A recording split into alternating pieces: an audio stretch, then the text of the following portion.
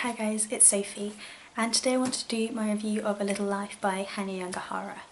I'd wanted to put this up yesterday and be sure to get it in before the Man book was announced, but I think I might just about squeeze it in now if I edit quite quickly. So I spoke about my wrap-up wanting to talk about this book on its own and to give it the time I think it deserves in a review.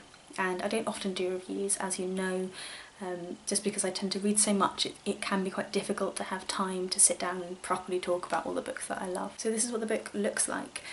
First of all, I will show you just the cover design for those of you who are interested. So you can kind of see the backdrop of those New York stairs, quite a plain sort of back really. Inside, inner covers are absolutely gorgeous. And the book itself is a bright red, so it's, you know, very well put together book as well. This is the UK edition, by the way. So I'm not going to be able to hold it up the whole way through, so just know what it looks like. It's really heavy, so you're just going to look at my face. Apologies. So this book is about 4 friends, in essence. It's about the way that 4 individuals interact with one another. They are all within the setting of New York, which I think in itself is a wonderful setting for this kind of exploration of personality and this exploration of relationships and connections between people. I think New York is such an amazing setting, such an amazing place in general because of its vitality, because of its changeability, and you do see this with the characters too. So you have 4 individuals who are equally sort of well-formed. I think for me they sort of cease to become characters almost as I read through them, and I know other people have said similar things in their reviews, that they felt as though they knew these people. For me it felt a little bit as though I'd seen them from afar, so it felt a little bit as though they were people that maybe I'd interacted with or knew of but had never quite been in their world. And for those of you who read the novel, maybe it's as though I'm going to JB's photo shoots.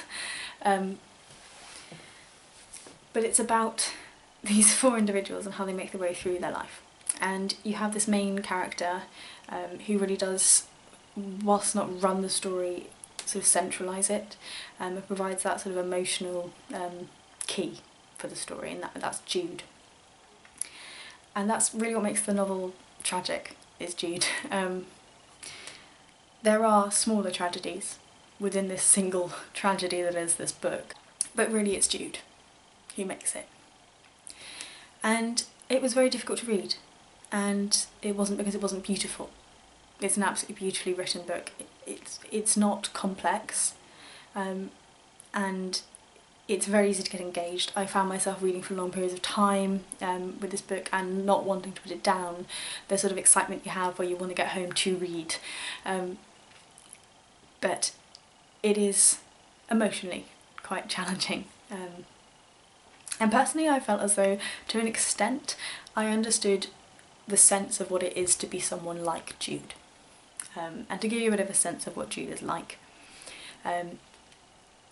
He is a boy and then a young man who lives through some of the nastiest things you could imagine. But he internalises that. And you have, in essence, these friends and these sort of relationships around him trying to break down the walls that he's built up in childhood to protect himself. And through his adult life also he's been building these walls up. And you have this sort of isolation of one person in this sea of love and acceptance, but seeing how sort of tragedy tends to sort of shadow some people. How in a way it suits them, and it sort of may almost feel like a bit of a friend. I think with Jude, you take him in context of his friends, and you take him in the context of people around him, that there is love and there is success, and certainly in the section called the happy years, hope, but it's a tragedy.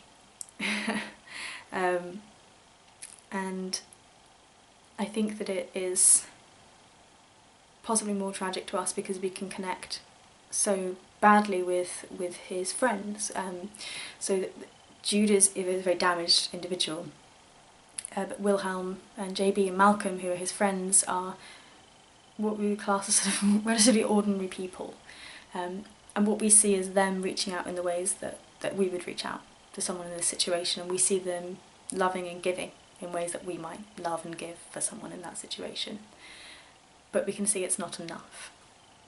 I think that's almost what's more tragic than just Jude, is that you have this person who is in isolation and who not even the greatest love can reach.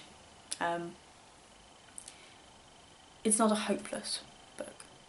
It's not a book that is misery and pain and pointlessness, and that also makes it so much richer, because you understand that this could easily be someone's life,